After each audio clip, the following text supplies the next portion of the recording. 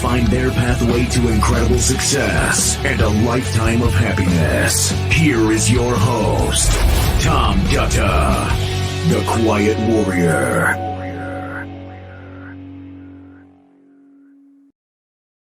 All right, everybody, welcome to the Quiet Warrior Show. I'm your host, Tom Dutta, and hey, if you are on the live stream, give us a subscribe there, click that button. This is being produced into a podcast and a premiere YouTube video premiere in the near future. But today we're live across LinkedIn, Facebook, YouTube, and Twitter. I am excited to tell you about the guest. She's in the green room, and A.K. Frailey, which is Anne Frailey. Let me tell you a few things about her before I asked her to come on the show. As you all know, the narrative of the show is what is the learning behind the life story of some of our guests. And I asked her to write me a little paragraph. And there were some things she shared with me. And one of the things I learned is Anne homeschooled 8 children. She manages a rural homestead with her kids, numerous critters. In her spare time, she serves as an election judge, a literary tutor, the secretary treasurer of her small town's cemetery. That was just the beginning. And what caught my attention was I went to her real bio and I went, what? And it blew my mind. So I'm going to bring Anne on and we'll get into the real strength and truth behind A.K. Frailey. So, Anne, welcome to the show. Hi, thank you for having me. I'm so happy to be here today. It's great to have you. We were just talking in the green room ahead of time, and you needed to close a few windows because there were some birds. And you live out. Tell us where you live. You're somewhere. Well, yeah, we are somewhere. It's probably not on most maps. It's in Fillmore, Illinois, which is about an hour and a half from St. Louis and about an hour south of Springfield. Yeah. So we're in farm country. We have a little 4 acres out in the middle of farmland, and it's beautiful. I just love it out here. Yeah, that's something. You know, I grew up in a rural town, but also worked in the city, and I love that image. You just painted a picture. And what's interesting and fascinating to me is you're an author, award-winning author. I just want to brag a little bit, Anne, about some of the things you've done, and this is for a reason. I know you're very humble, but let's start out, everybody. There's a reason why I asked Anne to tell her story. So you just heard about homeschooling 8 children, and there's a bigger story behind that. But Anne, let's see here. She's written 16 books. Amazing. And her nonfiction work focuses on the intersection of motherhood, widowhood, practicing gratitude, and rediscovering joy. As a teacher with a degree in elementary education, she taught in Milwaukee, Chicago, LA, and WoodRiver, and was a teacher trainer in the Philippines for the Peace Corps. And so she earned her Master's of Fine Arts degree in creative writing. And from there, everything took off. She's won 2 course directors awards in episodic and serial writing and film screening. Was a valedictorian and when she received her Master of Fine Arts degree in creative writing. Made the finalists in the Tuscany Press Writing Contest, two-time winner of the Catholic Writers Seal of Approval, and the list goes on. Anna, I mean, I'm an author, writer, but to me, it's just amazing because one of the things I've never been able to do is write fiction, science fiction. And I'm just going to hold it up here. I have this beautiful book that someone, oh, there it is, A.K. Frailey just sent me, and started reading it, and it's blowing my mind. Let's get into the story. Take us back into, you were married to John. Just take it back to that time in your life, and then there were some twists and turns in it, and you became a mom homeschooling your 8 children. Yeah, it is twists and turns because none of this was what I planned. And I think that's the marvel of this journey we're on, that it's not planned. That in my faith, God has a very real part to play in everything. So I grew up in the city. I did a lot of volunteer work. And then eventually I moved out to LA where I was working as a teacher. And I happened to meet John Frailey at church. We got married out here in the Midwest because my family was Milwaukee and Kansas. His family was in the Midwest, and it was a central place. And we had both lived in the city, but we both saw just so much brokenness, and we wanted to have children, and we wanted them to be raised in a not totally Amish, but a pretty back to nature sort of environment. Yes. So that's what we did. And we were so blessed. John, we had an old table, a family table that an old aunt had given John, but it needed the leaves. And he said, he asked me, how many leaves? How big do you want me to make this table? And I said, make it as big as it gets, and we'll see if we can fill it. And we did. I got to jump in, and because my mind goes on journeys, I'm thinking about my dining table that has just 2 leaves. And when I got married, I didn't have children, but my wife had 2, and then we had my own. And man, to have, or even my mom and others at the table, 2 leaves wasn't enough. 8 children, I can't imagine the number of leaves in that table. Well, I he wanted did to a ask beautiful you. job. Wanted to ask you that about when you said you noticed a lot of brokenness in the city. What do you mean by that? Well, because I worked in Southside Chicago right after college, and Southside Chicago, Inglewood was just, my gosh, the things that my children, my 3rd graders were going through. Their mothers had been raped. They were trying to protect their families. Wow. Some kids were trying to bring weapons to protect themselves. Just the neighborhood and the things that went on there. There were wonderful, wonderful people who were, in my book, they were saints living against hard times. But there was also people who, they hated me on sight, just because I was in their neighborhood. So I got prejudice from, that direction, but I also got affirmation from the kids that I was working with, and the Yeah. love that was between them and the community but there was a lot of unhealthiness, a lot of drug addiction, a lot of alcoholism, a lot of just literal brokenness, broken glass, broken homes, literal broken homes. Wow. I just want to say this, that first of all, I honor you in the story. You have such courage to even be a teacher. I have a friend, and he's actually an ordained pastor, and he lives in Ohio, and John's working with me on another project, and he's in university, and he said, Tom, he said, half the children or the youth in my classes are going into the world broken.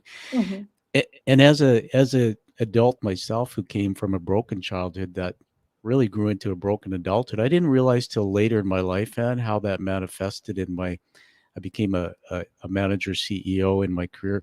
I had difficulty navigating the world, and it's only through studying brain science and trying to develop myself, I learned that children at an early age, if they're exposed to maltreatment, or even if you visually see violence, the amygdala and parts of the brain that develop, they don't develop the way they should. Mm-hmm. And so what I've struggled with later in life is the world around me that I see, isn't really what it is sometimes. Mhm, So I might see somebody who's raising their voice and it triggers me to be in fear. And so mhm. I really am amazed as a teacher. How did when you said some of their mothers were raped and things, did those children open up and share things? How?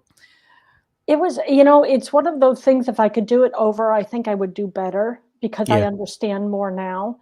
But at the time, it was more, I've got a job to do and I want to do it as well as I can because I saw that as their hope. If they Yeah, can get okay. an education and if they could learn, they had an opportunity to break free of some of the cycles. But you're absolutely right because the hurt and the fear and some of the things they were exposed to broke my heart then. And then again, I went to Peace Corps and I worked in the Philippines.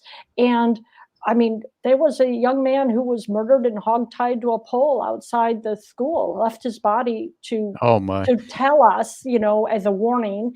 And I never knew what the warning was, but I was just the kind of violence that all of the children saw in that barrio was just unbelievable. Yet at the same time, there are, I don't know, the unsung grandmothers and grandfathers and aunts and uncles and Yeah. friends who came out and did the right thing, even against some really terrible odds. So, as much brokenness as I have seen, I've also seen incredible acts of heroism. Like you say, quiet warrior heroism of people who don't call attention to themselves, but they take care of those little kids as best they can, or they pick up the pieces of families and try to get people to the right place, do the right thing by them. So, Yeah. it's a light in darkness.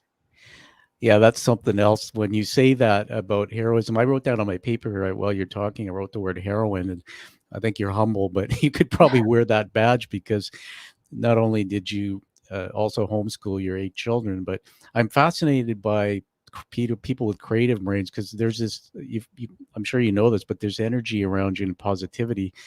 And having navigated and seen what life is about, you seem to bring that and be able to have resilience and work through it.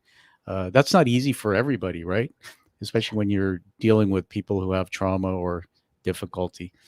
I think you get to a point, and you probably have experienced this, and probably a lot of our listeners or watchers have experienced this, where at some point things are so bad, you have to make a decision either to go crazy or to lay down and die, to let it Yeah. kill you on the inside, or you ask for help some way or some higher power. And for me, my help was my relationship with God. And it has always, it is real to me. He is real to me. He is a personal God, and he has intervened in my life. And I mean, in really miraculous ways that have proven to me that he exists and he cares and he is a real force. And that means that I'm not alone. And when I share Yeah. with somebody else, I'm not just it's not about Anne Frailey. It's not about AK Frailey. It's about AK Frailey saying AK Frailey's not alone. My husband, after I met my husband and we moved out here and we had these 8 kids, my youngest, Elizabeth, was only 7 months when John got sick. And Mm. then, John was never sick. Everybody called him the Amish Paul Bunyan because he was that kind of guy. I'm But drawing a when picture now of the great John. yeah, and he was the one guy who, carved. He loved to carve. He was an Yeah. artist. He was a teacher at a prison, and he Oh, was a wow. good teacher he really made a difference. But when he was sick, I'm thinking I didn't think it was anything, and it ended up being leukemia, and it took Oh his my. life. And so, How long was he sick for before he passed? well, Elizabeth was 7 months, and she had just turned 5 when he passed. So, 4.5 years.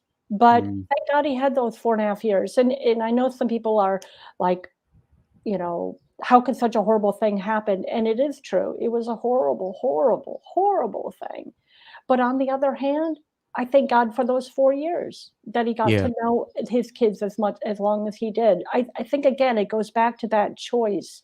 It is a personal choice every day to get up and let the darkness take you, or to be a source and a hope of something that sees good even in the challenging times, and believes this isn't the end. We're all works in progress. Yeah. First of all, I'm sorry for your loss, and I know that part of your story, and it's must be even painful when you have to relive it, talking about it. The thing that I'm going to read off the note you sent me, everyone, Anne wrote, "Hi Tom, your show goes to the heart of the human experience, overcoming the natural hardships of life and facing extraordinary challenges which may stop us cold if we let them." So let's go back into the story. You talk about extraordinary. So sadly, John's gone, and now you have these 8 children. Talk a bit about that. I mean, how did you get through that? And then you turn to this gift you have of writing and using that as as something. Well, John was actually my biggest encourager and supporter. So he had me when I was first homeschooling. He really wanted me to homeschool, and I was like, I don't even know, what this is all about. But we figured it out. We figured out what the laws were. We talked to other people who were established homeschoolers, and I just felt right about it. Well, one of the things that John loved was The Lord of the Rings. He loved that book, Yeah, I'm and putting my so hand up. yes, he introduced me to it. I had never read it, and The Hobbit, and so we would read to the kids. That was one of the things we loved to do, was read books to the kids in the evening. We would read stories. Well, he read that book, and so I started using. The kids were enthralled. They loved it. It was the heroes and the villains, the heroic and the ones who fell into darkness. So I started using that as kind of a launching pad to discuss who we are, what our faith means to us, how we live either those virtues or the vices. We all have vices, whether we let them take us over or whether we turn them into our strength. Because sometimes stubbornness can turn into courage, Yeah, fearfulness can turn into the bravery necessary to overcome something. So but you have to know yourself. You have to be honest. So John was turn that into a book, and I did. It took me a while, but that was my first nonfiction work, and it was a Christian journey through the Lord of the Rings, and it was a book where I just basically teased out virtues and vices and applied them to a mother's journey, to our human journey in contemporary times. And I use the characters to kind of reflect people who have made a difference historically, well, the saints of old. So I used that and I created that book. And I had just started Aram. Well, I was working on Aram, OldEarth Aram, and it was just going to be historical fiction. Matter of fact, the first versions of all of the books, the first 5 books, were all historical fiction. And I wasn't a marketer. I didn't have any, you know, touchstones with publishers or anything like that. I had Catholic friends who are writers in the Catholic Guild, but I submitted my book to things, but everybody had suggestions. I didn't know what to take, what not to take. I was very much a newbie, and I think I made almost every mistake a person can make. So, which was good because I learned from them. But after he passed, I decided, I can do this better. And one of the things that was, and I know it sounds very cliche, but one of the things that really was a turning point for me was after he had passed, and I went to the graveyard to visit the tombstone they had just put up. My family, my husband's family, had ordered the tombstone, and they had put my name, of course, next to his with my birth date, and then a dash. yeah, And there is something about seeing your tombstone that of course. makes you realize you only have a certain amount of time and you better use it. And it Yeah, isn't about selling and making money and all of that. All of my concerns for that, we have been so blessed that the community helped us. We've had survivor benefits. The kids did so well in school. They all earned scholarships for their higher wow. education. So they did so, so well. So for me, that little dash between my birth date and what it will eventually be my death date was be good at what you do, make the most of the opportunity. So I went back, I got my master's degree in creative writing so that I could really learn the craft because Yeah. it's important to me not just to do it, but to do it well as I can. And then I was intrigued by science fiction. And I think, again, that's a reflection of the fact that I had lived in my own little world for so long. And all of a sudden, I had people from I one day after John passed away, I had somebody came to the door and he was a biker guy. I mean, full blown biker guy. And he's knocking on the door. And I'm like, yes. And it's like 8 o'clock. And I'm thinking, what? And he goes, hey, Ms. Frailey, we all heard about what you've been through, and we just wanted to give you something. He hands me an envelope. And I'm like, well, oh, thank you. But I said, this is so kind. And I said, who do I thank? He said, you just pass on some goodness, your own goodness when you have a chance. Wow. I looked in that thing when after he drove off, rode off down the road, there was like $2,000 in Oh my goodness. ones, in fives, in tens. They had collected money from this whole group of complete strangers. That is a divine intervention. I just want to jump in there. My head's going on so many journeys and with this story. So I want to catch up on a couple things so everybody, just so you know, we're here with Anne Frailey, author and extraordinary mother who homeschooled 8 children. But Anne just taught us something. It's a teaching moment. Go back and watch this, that if a biker comes to your door, do not get afraid and push them away because it may just be the biggest envelope you'll ever receive. I have to say, before I go into, we want to go into the story. Hold up the book again, Anne. I'm going to full screen you so we can, and just read the title out so people know what it is. It's OldEarth, Melchior Encounter, book 5 of the OldEarth series. Yeah, fascinating. And now you and I were talking just before we came on about something exciting happening with the Aram, the other book. What's happening there? Well, book 1, Aram, I just put on sale, and the online book company, yeah, they were advertising it for me, and that has reached. I'm so pleased. It has reached number 3 in science fiction and first contact. So I'm like, yay! And it's like 300 in all Kindle books right now. I'm like, I've never been this excited by anything. And people are actually reading it and messaging me through Twitter and other places. And I'm like really talking to people who are actually reading it. And generally speaking, 99% of the people who contact me about my writing are so kind. And they make me feel like all the pain and suffering and the trial and error is worth it because it means something to them. They feel like they're on a journey too. That's right. They say that, I've learned that they say that if you write something, even if one person, it changes their life or impacts them, it's such a gift for an author. So let me get this straight. I'll put up fingers. Number 3. It's on Amazon. on Amazon, sci-fi first contact. Amazing. So you from what I understand, when you hit the top 100 on Amazon, you can call yourself a bestseller. When you hit number 1, you're a number 1 bestseller. Right. So unless I got it wrong, we're talking to somebody who's yet done another accomplishment. I'm going to just put a little fireworks on the screen there. Let's keep everybody go out there and keep plugging find Aram. Let's get that book bought. So one of the things I wanted to ask you, Anne, and then we'll move more into about the writing side, is balancing raising the 8 children while you're doing writing, and paint a picture. Like, do you go away to a little treehouse somewhere?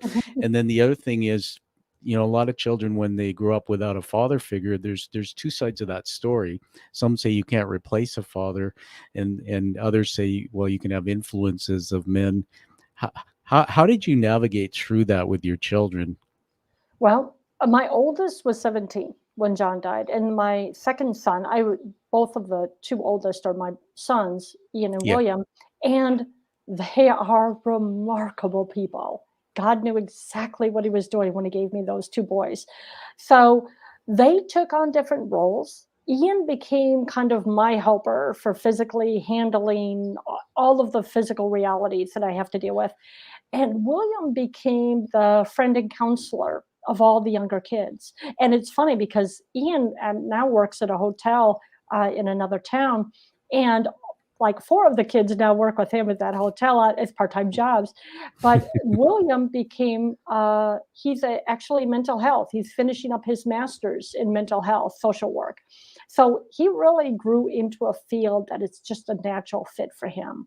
And so those 2 boys played a very healthy role. And I tried not to make them into dad. I was there for them. But that's part of what I'm talking about, our broken world. There aren't Yeah. a lot of father figures. And we do have, our faith. We do have God the Father. We've had people come through who have, just been touchstones. I have an uncle. My brother was, an uncle, but he passed away. They have another uncle on my husband's side who's a good figure for them to model on. But I think more than anything, it was, and this is how things work, there was an innate potential in them that the situation demanded them to fulfill. And it has been just phenomenal, the fact that they've been risen to the challenge. And so their sisters, they have 5 sisters, and then they have a younger brother, Daniel, who is now taller than almost all of us. But it's one of those things where you take your disadvantages and you turn them into your advantages. Yeah. Instead of saying you don't have a dad, you say, well, be the best big brother you can be. Love Be it. the best big sister you can be. My first daughter is over at St. Louis. She's a scientist. And my second daughter joined the military. She's in the Air Force and she's nursing. My goodness, if anybody has a scratch or anything, they go to Teresa first. We're not going to call the doctor. We'll ask Teresa because she has good judgment. All of the kids saw what cancer will do to you. And Yes. though it was no fault of John's, it makes you really realize how precarious your health is and how eating right, sleeping right, not getting into drugs, not smoking, not destroying your body, because the consequences are so horrific. And seeing that up close and personal, again, it's something horrible, but it can have wonderful repercussions if you take it right, if you take it in the right spirit. Yeah. Well, that's such an amazing thing you said. I just visualizing. I'm starting to think about the Frailey munch, not the Brady munch. It's got this, and they say that from strength comes from adversity. And I love how you bring in your relationship with God, because I'm exactly like that. I received God in my life early, as I said to you, baptized when I was young as Catholic, but my life became somewhat of a dysfunction. But just the last few years, I really got back to that, and I like to say relationship with God. Mhm, In other words, I talk, pray, and I just spend time. mhm, And it's funny. And my dad died January 2018. That was just 6 months before my brain injury that I talked about, and I was estranged from him for most of the life. mhm, And what's interesting is when we met over coffee, and I think I was praying a lot, and I had this something, and I believe God was just holding my hand saying, you need to go and connect with your dad. So I did. And, he was this frail old man, and you can mhm, see on the wall behind me, if you can see a little picture, mhm, that's my dad. mhm, And I just turned it that way. That's a picture of me and dad in the Starbucks where we had coffee. And he sat down, and this is the first thing he said. He said, son, I'm sorry for everything I did. He said, mhm, I'm sorry what I did to you. He said, I love you. I love your book. Because I wrote a memoir that didn't portray him well in the first mhm. chapter. And as he was sitting there, he was 22 years in a Alcoholics Anonymous. So this Mm, man changed, and he became a hero himself. And it's not the man I knew, but you know what? Something fell off my shoulders that day, mhm, because it was the words, I'm proud of you. I love you. And I mhm, really realized that through all my self-development, studying even brain science, that I was really pushing myself to achieve and do all these great things in my life, but I was really searching for not success, but I was searching for self-worth. And really mhm, it was the love and affection of my dad. So I just want mhm, to say one more thing. So we hugged and we left. And then 3 months later, unexpectedly, he had a heart attack. He mm, passed. mhm, But I'm at peace, and I have 2 brothers who are so angry and mm, still, and they never made that peace. So I want to say this to all the children, and Ann's taught us this wonderful lesson in this show. that if you're a child or a youth or anybody out there who, is angry at somebody or struggling, just find a way to find God in your life, because it Mm, really was that, and that talked to me. I really understood for the first time that by going and giving forgiveness to my dad, it wasn't forgiving for the bad things he did, mhm, because it was physical and mental with me. It was really about releasing him so I could move on as well. mhm, And it's the best thing I ever did. Now I tell stories about my dad. I talk about, I'm actually starting to remember all the things he did that were good, which I couldn't mhm, see before. mhm, So just going one step further, when he passed, I started thinking about this with what you've been telling us. I mean, it's remarkable how with 8 children, I think it's really important for children to see between mom and dad a loving mhm. relationship. And that's where I want to just end on this part of that, I really honor you. And I didn't know John, but, he's a hero in this story, because those children, what they are today, it's all, a lot of what you planted in them. So Mhm, congratulations on that. I want to go into one question. I've written this down here, mhm, which is getting a little bit in the writing side. mhm. So uh, just talk about that. What inspires you to write this whole new world, and how does that connect to some of the things that you're trying to teach? Well, and to kind of go back to the question that I didn't answer before is how do I make this work with homeschooling? Um, One thing is time management is a big thing with me because, Really? yeah, I have to-do lists that have Oh to-do my! I lists. can't even Yeah. imagine that. But it an organization, but you see, I think again, and it's kind of ironic that you talk about your father was an alcoholic because my mother was an alcoholic. Oh, God bless her soul. And is she still with you today? no, she had dementia and she Mm, passed. And yeah. but unfortunately, either alcoholism or drug addiction of one form or another affected my entire family. So Mm, it did break us apart. But I didn't know my father until I was an adult. Not really. And mm, again, but all of those relationships were healed in time. yeah. And so Yeah. sometimes 30 years passed with some of them not even talking. And again, I echo what you say, that don't give up, that if you're a Yeah. loving person, and it's not that you love transgression or evil. I think people think that when you forgive, you're saying it's okay. You're not saying it's okay. You're Yeah. saying that there's a better version of this person that you wish could come to the surface, that you wish better for this person and for the God who created them, because this is not how God created them to be broken um, and doing terrible things.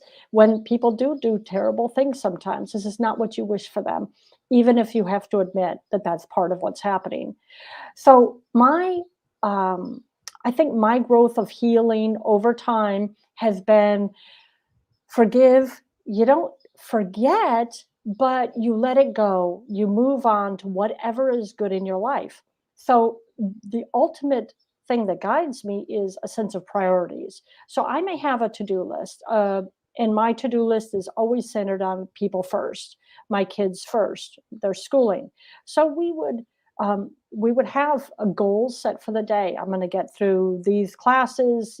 I knew as a teacher what I wanted to get done, but I also allowed for my own mental health to have a little of escape, a little, you know, place where I could go after dinner. I moved dinner up to 5 o'clock.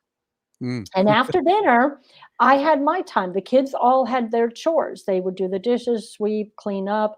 So there were certain kind of demands. I need you to do this because I have this. And they never begrudged me that. They never begrudged me having quiet time in the evenings to write. And in fact, some of my kids are really good writers. I think that's partly what helped them in college was because, I would invite them into the process and I would read them parts, and they all love to read and they love good literature and they love to discuss things and good stories, and they watch programs together and we'll talk about it. So creating that kind of and they all have talents. Some of them are artists. I have yeah. two daughters who are just phenomenal artists. And when we get to share that and be excited with each other for a new project they're working on, that makes everybody feel more alive. And so we do sometimes we do plays. We do a little excerpts from Shakespeare or whatever out in the That's backyard. fun. I can see that happening with 8 kids. Oh, man, that must be Yeah. so fun.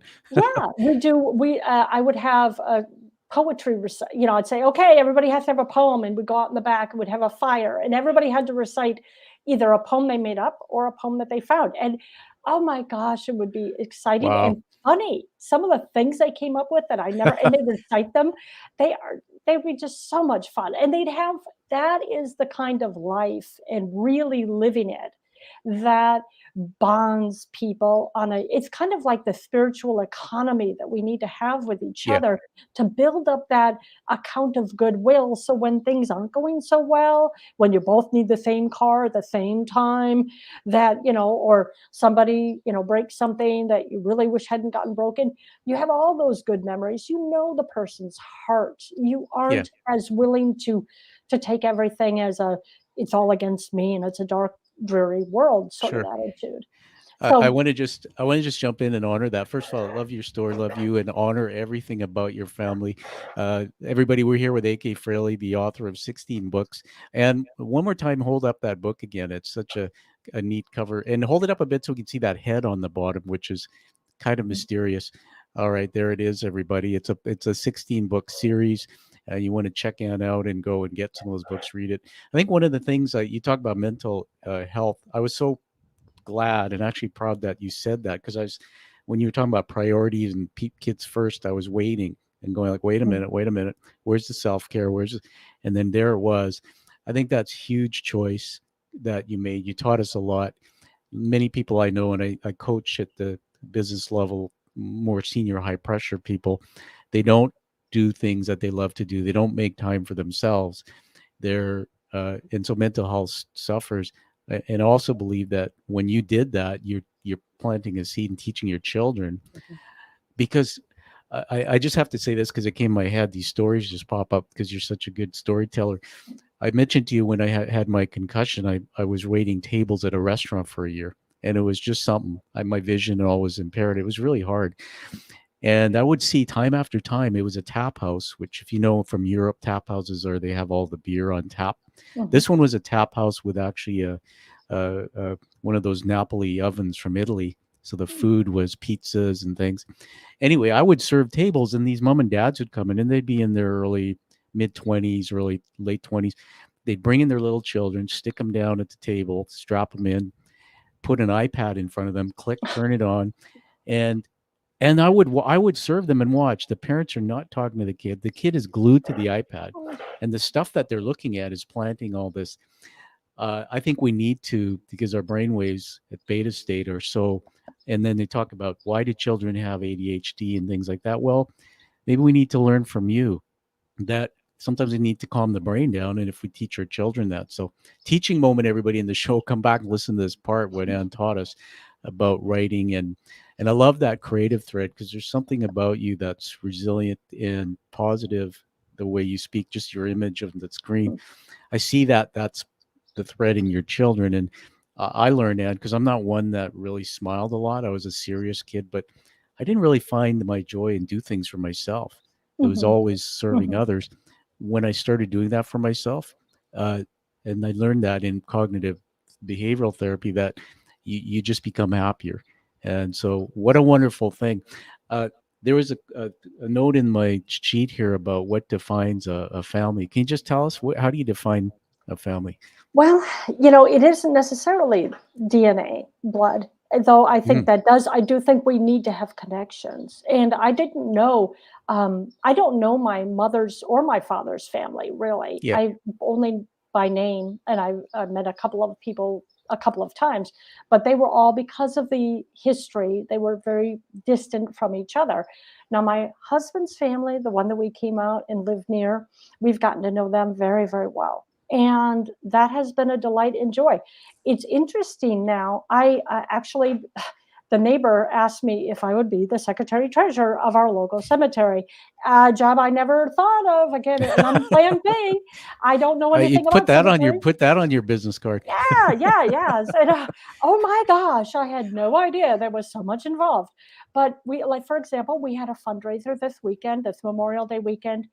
Oh, I stand in awe. I sit in awe. I stand in awe. My jaw drops as people come in from all over the town and they place flowers. They know their great grandparents are buried. They know they'll be all talking to each other. And oh yeah, Uncle Fred, that was his second wife, and his third kid. Well, he went into the military, and he did, and he's over here. And I'm like, I'm lost the minute you tell me it's a second wife, third cousin, or I don't know.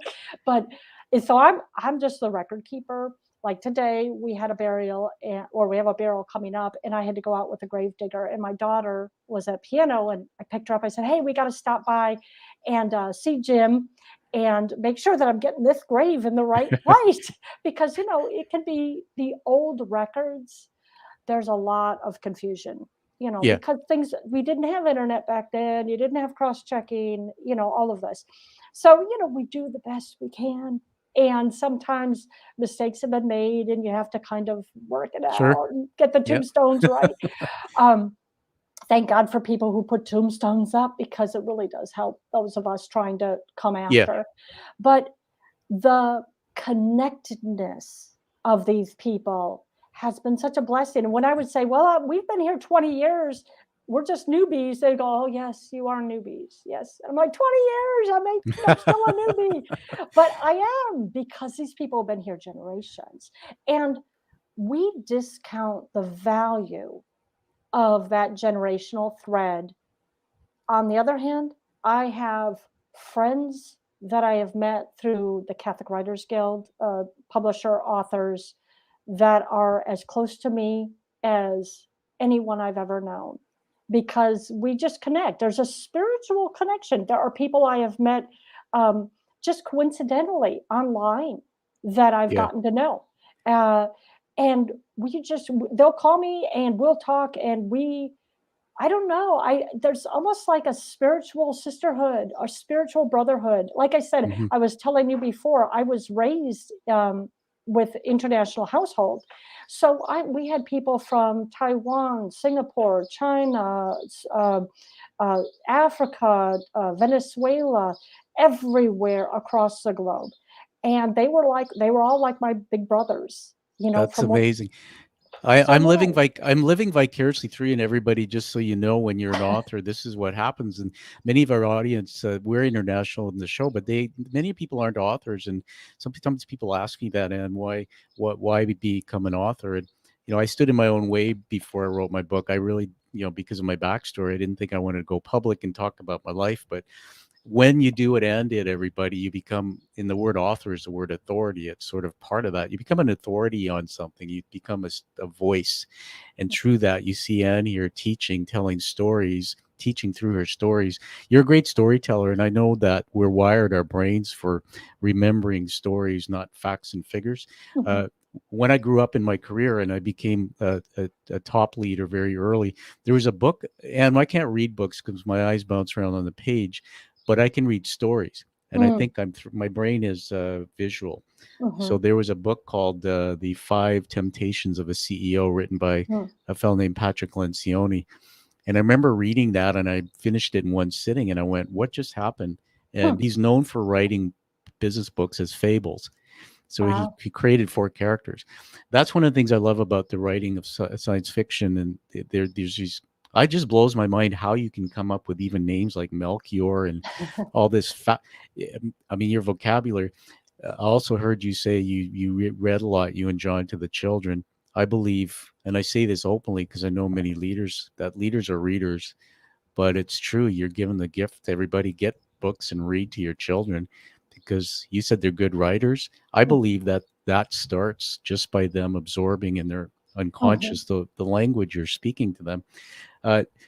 One more thing, and then we'll move to wrapping up. So about the Christian or Catholic Writers Guild, talk a little bit about when you became a writer. How did you Just talk a bit about. It's not as easy as it sounds, Yeah, because in the sense that you join a club and you get everything you need, that wasn't true for me. I I see. joined a club and I met some people who were very supportive, but also my harshest critics.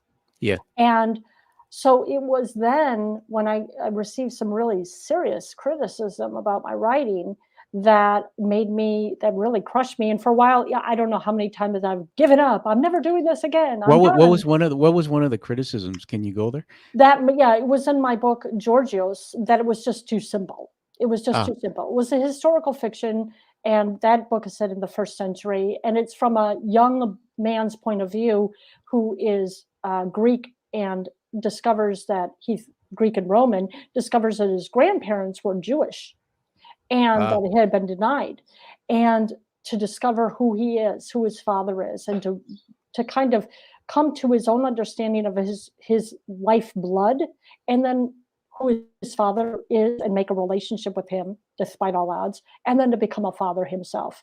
And I see. it's also sent in the Celtic lands. So but when I rewrote the books, again, as I was saying, I opened up to that universality again because of my history with international students. The world is not big enough. We think that, we contain everything on this globe. Spiritually speaking, we transcend time and space. We are with each other in ways that I think in generations to come will go, oh, we didn't see it. We didn't see how we're connecting on other planes, that I think science fiction kind of gives us a glimpse that there's Yeah. more to this human journey. So that's what I did, was I rewrote them in light of that, and I created the Encounter series, which are 5 books. Now, then I went into a Newearth series, which is pure science fiction, and then I also have My Road. My Road books are My Road Goes Ever On, and they're basically me talking about the real life journey as a widow, as a mother. How do I do it? And it's not because I do it right, but because even in the mistakes, even in the darkest times, you can struggle. Struggle is nothing to be ashamed of. It Yeah. is something that can be the stepstone to a life that I'd never imagined. Yeah, absolutely. I have a friend in California, Donna, and she's a Disney classic style illustrator. She's also a writer, but I discovered after it's funny when you do things like you've done with publishing, you said people come to you, or it's remarkable who shows up. Yes. and and I think it's God brought Donna into my life. This was after my injury, and she saw my TED talk, which I did actually while I was concussed, and I don't know Mm, how I even finished that. My TED talk, by the way, is called "How Leaders Can Lift the Stigma of Mental Health," mm, and so I'd love it if you took a look at it and gave me your feedback. But Donna said she was doing some illustrating for me on the project, and she said, "Tom, your story is my story," mm, and because there's the first time I came out live, and as a business leader, it's hard to come out and tell your story because mhm, if you're running companies, they the stigma of something's this person's not right or whatever. But I went full and became a thought leader. And Donna said, I said, what do you mean? And she said, well, I've written 48 books. And I ah, said, what? And she said, and Donna's in her 60s. And she said, I've been writing stories to a character, a Disney style animated character called Genie. And I said, mm, who's Genie? She said, Genie's me. So ah, she's been through everything in her lifeline, every type of ups and downs, trauma. I mean, they even lost their house in a hurricane, woo, and she was writing stories through the fictional stories, and I started reading them. And then I said, you know what, Donna, you're doing it through Genie, and I've just decided to come out and do it as the Quiet Warrior. mhm, And and that's why I love your story and what you're doing, because I think the books that you've written, everybody, you need to get into Anne's books, because it's really the lessons in there that can, when I read a book that like yours, it gives you hope. How did I navigate through this? And then I think when people read it, some people, when they connect, will say that if that's my story, Anne, and if you did it, then, there's hope for me. So God bless you for all the work you're doing. yeah. We're gonna move to something fun, and as we wrap up here, I'm gonna full screen us both. Let's do something fun for the camera. We'll both hold up the book because I actually have my own. There it is. All right. Mine's nicer There you than go. yours. All right, everybody. OldEarth, Melchior, A.K. Frailey. Thank you. Amazing. Yeah, please get that book. And by the way, everybody, when you get Anne's book, we really need you to give it a review, post that on Yes, Amazon. that would be so helpful. That's how authors get known. And I'm going to wrap up here before I give you the last word. And to honor you with a quick thing here, so I'm going to full screen me for a minute and see if you can see. You see the back? There's a TV screen in my studio. Yes. There's a picture there of what's called a challenge coin. Do you know what those are? Have you heard of them? Okay. You'd have to refresh my memory. That's okay. A lot of people didn't. I didn't know about it, but I should have. These were started in World War II. Challenge coins were actually carried by soldiers in their pockets, and they would have fun. If you didn't have yours, maybe you bought drinks. They were carried to commit to a community, and today they're used around the world. My father was in Alcoholics Anonymous. They have their own version of a coin. Oh, First responders, even teachers groups. So I had a vision when I started this show. I wanted heroic people to come and tell their stories like you, who on the outside we see as successful, but we have no idea about what they've overcome. And so I created this coin. It's hand painted, crafted, minted in the US. Sorry, Canada. And it is the award. So by coming on the show, you're being inducted into the Quiet Warrior tribe. You're going to receive that for your purpose, for the action you're taking to, live your life and change others. So congratulations and welcome. I'm honored. Thank you. We'll put a little fireworks up there. But something extra special that I'd like to do for you is I will be sending this to you and a signed copy of my book. I'd love to get your feedback on that too. Yeah. Is I'm going to send you 2 coins, one for John. Oh, thank you. Thank Because you. John is the unsung hero in the story behind Yes. you. Yes. Definitely created a great group of children. So I'll wrap up my part of this. I actually script this, or I write this as you speak. I have what we call leadership words, and I've written these when I think of you. The first one is heroine. You have this incredible aura of positivity, and I didn't know your backstory about where your family situation. Amazing. 2 is resilience. I mean, come on, 8 children and how many leaves you got to put in it. That's just incredible.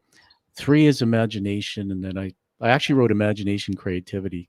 For your brain to work that way, I think it's a gift because I can't write fiction very well, and that's amazing. And then finally, I put faith. You are faith. You're a picture of faith. I just love it. And the way you share your faith is in a way that I think you inspire anybody to say, I've got to look into understanding that. So congratulations. And last word goes to you. Tell us where people can get a hold of you and your books and anything you want to say before we wrap up. Well, God bless you. You'll be in my prayers. And I do have a long prayer list, but I love my prayer list.